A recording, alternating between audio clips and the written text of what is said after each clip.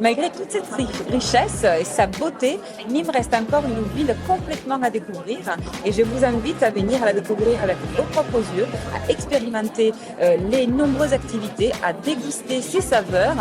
Dès que possible, venez en France, venez dans le sud et je serai ravie de vous retrouver à Nîmes.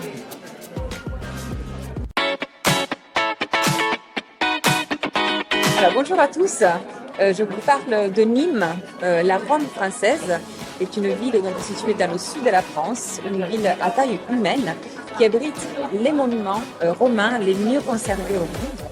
Comme vous pouvez le voir ici, les arènes, l'amphithéâtre romain, le cœur de la ville et également la maison carrée, temple romain qui est parmi les mieux conservés au monde, unique dans son exemple et qui sera bientôt, nous l'espérons, classé par le patrimoine mondial de l'UNESCO.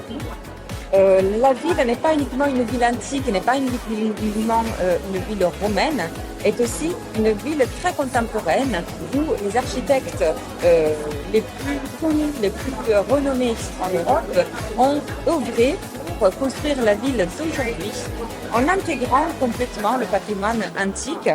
Comme nous pouvons le voir ici sur ces images, la ville de Nîmes, l'une des particularités de cette belle ville du Sud est cette dualité entre l'architecture antique et l'architecture contemporaine qui forme un mariage harmonieux, architectural et urbain très réussi. La volonté, comme vous pouvez voir ici, les monuments antiques et contemporains sont situés face à face et la volonté était justement d'intégrer complètement, de construire la ville d'aujourd'hui en mettant au centre, dans son cœur, le patrimoine antique, qui est l'âme de la ville. C'est une ville aussi qui est fière de ses produits locaux, plus de 12 produits d'appellation d'origine protégée et contrôlée qu'on trouve dans le territoire nîmois.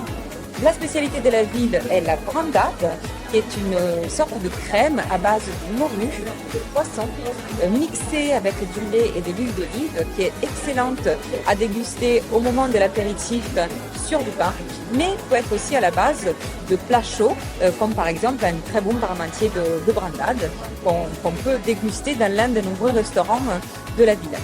Comme je disais, 12 produits d'origine protégée qu'on peut retrouver tous les jours dans le marché couvert de la ville et qui ont inspiré des nombreux chefs français. Et la ville est fière d'avoir 5 restaurants étoilés Michelin, 2 étoiles et 3 1 étoile. Donc un non-lieu de la gastronomie également, qui se trouve également sur le chemin de la vallée de la gastronomie.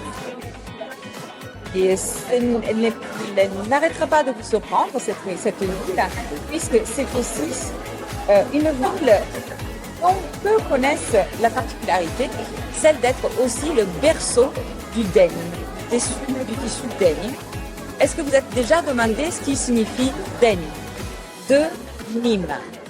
L'origine de ce tissu est exactement celui de cette ville. Le tissu a été fabriqué pour la première fois dans Nîmes.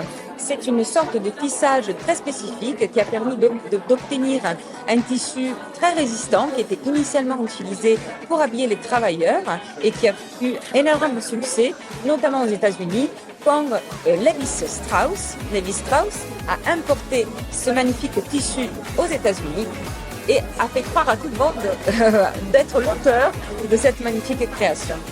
Voilà.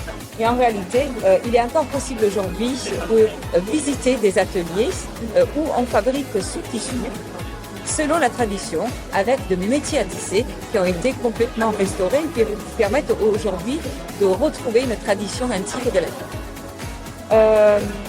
Dans toute cette richesse, il ne faut pas oublier également les vins typiques de la région, les vins costières de Nîmes. Le vignoble des Costières est l'un des plus antiques et l'un des plus étendus en France.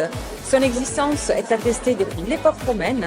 Le vignoble s'étend sur 12 000 hectares au sud de la ville, donc une partie sur les côtes du Rhône. Et il est encore possible aujourd'hui de déguster des vins romains, produits évidemment au goût d'aujourd'hui, dans l'un des domaines viticoles proches de Nîmes, le Mas de Tourelle, qui est également un site archéologique où Donc on peut découvrir la production du vin comme à l'époque romaine et en déguster justement les saveurs.